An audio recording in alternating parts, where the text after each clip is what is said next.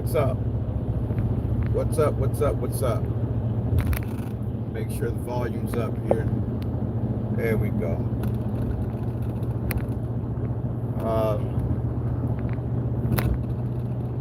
Figure while I'm driving, I'd give you guys a quick story.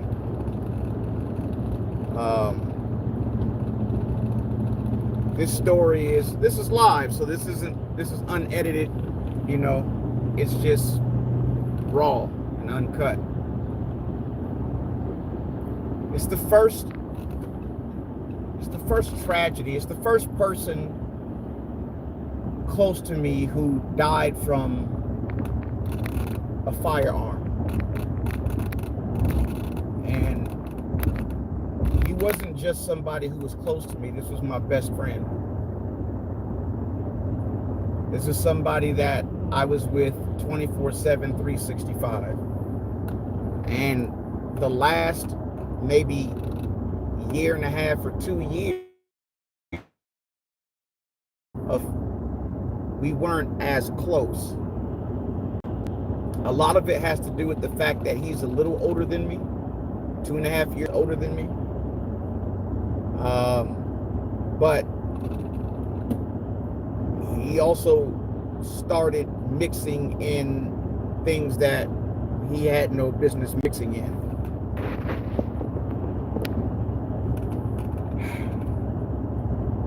And with me saying that, and it's nothing major really, he started drinking a lot. But he wasn't by any means a bad person. He had never been to prison, jail, none of that. He was a good guy, a very, very good guy, one of the best people I've ever met in life. And he was fresh 18, and no, he wasn't 18, excuse me. I was 18. So he was 20, he might have been 21. He may have been 21, depending on, yeah, he might have been 21. Anyway, so he was brand new, 2021, so he started drinking. He was new to it, thought it was cool, made him feel good, whatever. And he started just drinking a little too much. And he told me this himself. Now, this person, and we're just going to call him T, again, my closest friend, and he was the best basketball player I had ever seen in my life. Not only was he an amazing human being, but he was the best basketball player I had ever seen. Unbelievable. And that's a whole nother, I'd have to make a whole nother video explaining that. But he played up against Jason Terry from Seattle. He played against a lot of great people that came from Seattle. He's a monster. He got the best of them. Well, let me just fast forward to this time that I'm talking about, because, I've known him since I was 8 years old, and we've been tight since then, even when we weren't hanging out as much, we were still extremely tight. We were still very, very close. We just weren't the best of friends like we were from, 9 to 15, right? So, because he was much older, I was still in high school. I'm still in high school, and it's senior year. I got my driver's license, all that good stuff. So here and there, my mom lets me drive to school. That type of a thing. And I remember it was senior skip day. It was called senior skip day. All the seniors got to skip school, and the teachers were okay with it because it was a thing, right? But yet I still went to school for a few periods, and I drove to school. And I drove my boy Tanny. Now, we're all from the same neighborhood, okay? So I told Tanny, hey, I'm driving to school tomorrow. Do you want to come? He was like, yeah. So in the morning, He came over.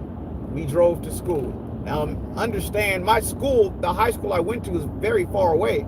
So this was super fun to be fresh 18 driving to school on senior skip day. Like, this was a day, right? So we get there, we get to school, we park, and we're walking, you know, towards the school, towards the separate buildings of the school, the portables, that's what we call them. And as we're walking to it, I see a car pull up fast. It's pulled up from the I know neighborhood. These are all people who I consider my brother. It was my boy Sean Wingo, his sister Tamara Wingo, rest in peace. She passed away from cancer. And my boy Jay Black. They pull up and they jumped out the car. And I'm like, whoa, what's up? What are you guys doing over here? Like, they never come to Ingram. Like, what are you guys doing here? Oh, wow, what are you guys doing here? The look on Sean Wingo's face was very serious. And so I'm like, oh my God, what's going on? Like, first of all, you guys never come here. And second, the look on your face isn't right. So what's going on? Sean Wingo walks up to me and he goes, T, let me just say his name. Terrell just got shot. What? Heart falls down in my stomach. But I have hope in my body, right? I have hope in there. And Tanny's same thing. His reaction, what? What you mean? Where's he at? What are you talking about? What happened? But there's hope in my body, like, okay, he got shot. He's going to make it. He's going to pull through. So I'm like, okay, well, what hospital is he at? Sean Wingo said, he's dead.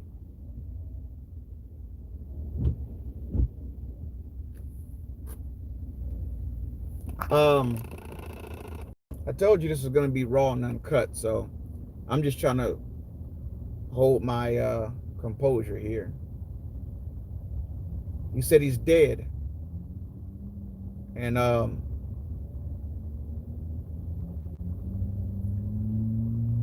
what's weird is this was like the first tragedy I had lived through. So, you know, in the moment, it was kind of like, is this real? Honestly, it's kind of what I was asking myself. Is this real? And I believe I almost maybe even had a smirk on my face, like, this is fake. This isn't real. For just a split second. And it starts hitting me as I'm looking at their faces, and it's just, it's getting worse and worse, the feeling. And we end up walking into the actual school part, the building. And I remember Tanny yelled out loud and he punched the lockers real hard, real hard. I didn't know what to do. I didn't know what to say.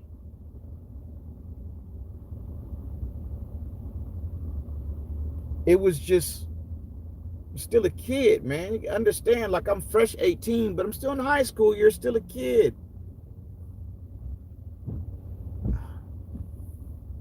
It's just mind-blowing, man. And so I was going to go to class, but then I'm like, look, man, we need to go let Jasper know. So they're like, all right, let's do that. So I walk right back out the building and get in my car. They get in their car and we drive to Roosevelt High School. And we get to Roosevelt High School and we're driving around trying to figure out where to park. And as we're doing it, the security guards seen that we were driving around the school. And they like started following us. And so we pulled over and found a little place to park. So we all pulled over and they pulled over behind with us. And they're like, hey, what's going on? We seen you guys are, you know, circling the school. We know you don't go to the school. What's going on? So we're like, look, we came here because we're looking for, Jay Harris. And they're like, well, what do you want with them? They're thinking like we're, I don't know, like want to beat him up or something. I don't know what they thought. They're like, what do you want with him? We're like, we need to talk to him. Something bad has happened in our family. And he's like, all right, I'll go get him. You guys stay here and I'll go get him. We're like, all right, perfect. That's even better. So they go to the school. They go grab Jay and Tat. And they come out, and Jasper sees all of us, right? He sees five or six of us. And he jumps out the car and he's like, my guys, my dogs, what's up? He's so happy to see us. And everyone is up against the car, just, straight face. And I walk up to him and I said, Terrell's just been shot last night. Terrell was shot last night. Said, what? And now he's like in combat mode, right? And he walks over to the rest of them. He's like, where's he at? Same thing that I had said to Wingo, where's he at? He said that. And when he said that, Tanny said, he's dead. And when he said that, he just dropped his head, and honestly, simultaneously, all of us dropped our head at that moment. And we all cried. And the security guards seeing what was going on, and they said, hey, I'll leave you guys to it. My condolences. And they drove off. I don't know how long we sat there crying. It's so surreal just even thinking back on this. I don't know how long we were sitting there in tears and just hurting. But let's just say maybe 5 minutes of just quiet. Nobody said anything. Nobody talked. Nobody asked any more questions. We just mourned for 5 minutes, approximately. So, knowing the story, okay, now that you got the story of how I found out, let me tell you what happened. The night prior, Terrell was with his friend. Okay, he was with his friend, and they went up to, there's these two bars up the street called Dino's and Oscar's. This is in Seattle, Washington. I don't think they're there anymore, but one was called Dino's, one was called Oscar's. They were right across from each other. And that night, he had went up to Dino's and Oscar's to have some drinks and hang out or whatever. And once they let out, him and his buddy were just like, hanging out in the area a little bit or whatever. And I think they had, bought a bottle. They was just hanging out, drinking, whatnot. And again, for some of you who may just be tuning in, again, this person that I'm talking about, he's never been in jail. He's not a bad person. He's one of the best people I've ever met in my life. He was brand new to alcohol, and he started to like it a lot. All right. And that was, he could have shook that. And to be honest with you, I believe he was shaking it just a couple of weeks before I had talked to him about it and talked to him about basketball. And so, yeah, he was going to completely have control over it. That was his goal. And I know he would have, but this is an amazing human being. Amazing. One of the best people I've ever met. And this is the reason why it hurt us so bad, is because of how good of a person he was. The love and the heart that he had was unmatched in our neighborhood. So back to the story. They're hanging out, and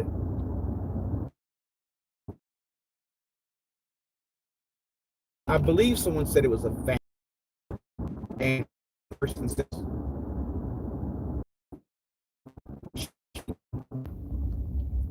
I'm not sure.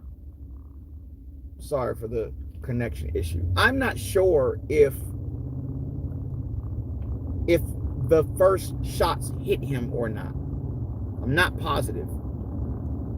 I feel like at least one did. They take off running, and there was the guy had pulled up in a car because it was a van that he was crawling under. That's right.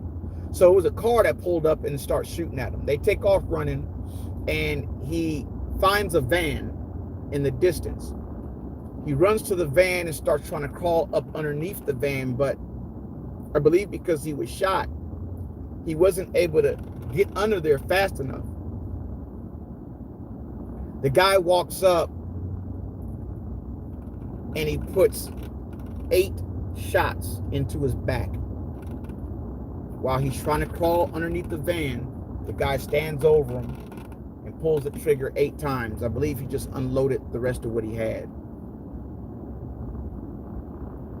Killed my best friend.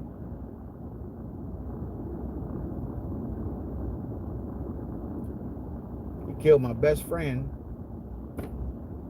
while he was trying to crawl underneath the van to escape. And when I go back to that moment, when I go back to that and to think about it, to think about the fear that he had to have in him, the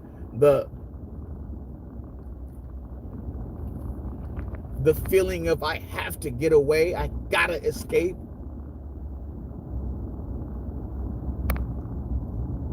The feeling of God help me please.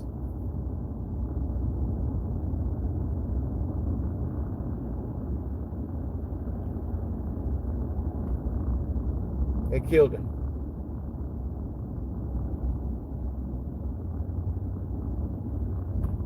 Killed one of the best people I've ever known in my life. I looked up to him. I looked up to him a lot. Even though he was my best friend, I looked at him like a big brother. And they killed him.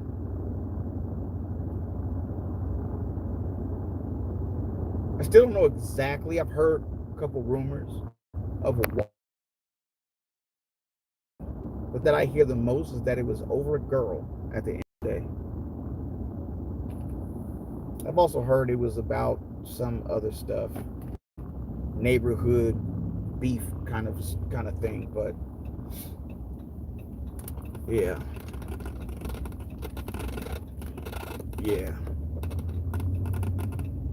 So that was that I don't know, man, that was a lot of pain. I had never felt nothing like that. I wasn't expecting nothing like that. And of all the people who you think it could happen to, he was the person at the bottom of the list. That's what I want you to understand. Like, this wasn't somebody where you're like, oh, he was doing this, that, and the other, and that's what happens with. No, that's not the kind of guy he was. He wasn't in that mix.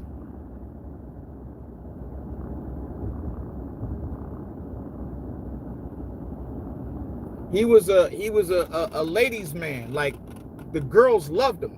The dudes loved him. Not like that, but I'm saying everybody loved him. Everybody loved him. He had this charisma about him, with this heart that was just blinding. You always wanted to be with him. You always wanted to be around him. You wanted to be his friend. You wanted him to like you. Mr. Cool, the coolest of the coolest of the cool. That's who this was. And they took him. They took him from me. Took him from his family, took him from his daughter. They took him. So, when the funeral came, I didn't even go. I barely graduated high school. So, if there was this last day that I had to go to school, and if I didn't go, I didn't graduate. And so I had to make this decision, go to the funeral or don't graduate. And you know, I thought about that for a while. Actually, it wasn't an easy decision, but I felt like, you know, my old best friend would have said, man, go graduate, bro, go graduate. I'm already gone, but I'll see you soon, because this life is just like that. And he knows that. Like, he's in that realm right now. He's in that realm. He knows in the blink of an eye, we'll all be there. So I had to go to school, barely graduated, walked, all that. Didn't go to the funeral. But I sent, you know, cards and all that type of stuff. And I never got over it. Still hurts to this day. And that's the story of the first person that I knew to die from gunfire. That didn't make me go, I hate guns. That didn't make me go, guns should be banned. That didn't make me do any of that. Because that's stupid and doesn't make sense.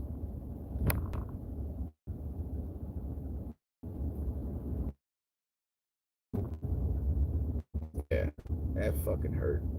So anyhow, appreciate you guys rocking with me and listening to all this.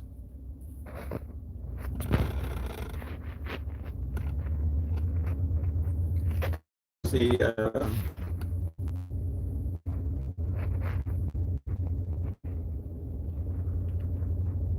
yeah. So anyway, thanks for listening and watching, you guys. I was just checking to see the messages you guys may have been saying down low. I didn't get to see anything as I was driving along, but gun violence does need to be stopped, even though it's impossible. That's just like illegal drug use needs to be stopped. That's not possible. Doesn't mean we shouldn't try, but it's not possible. It's going to happen. And so the only way in order for each individual to take care of each individual is to make sure that you're protected, that you're safe, that you carry a firearm or whatever you need to do to keep yourself safe. So that some evil person can't roll up and start shooting and kill you without you being able to have a defense. That's what we can do. But evil, you can't get rid of that. That's impossible. That's just literally part of life. So, yeah. Much love, y'all. Thanks for listening in. Appreciate you. Whammy out.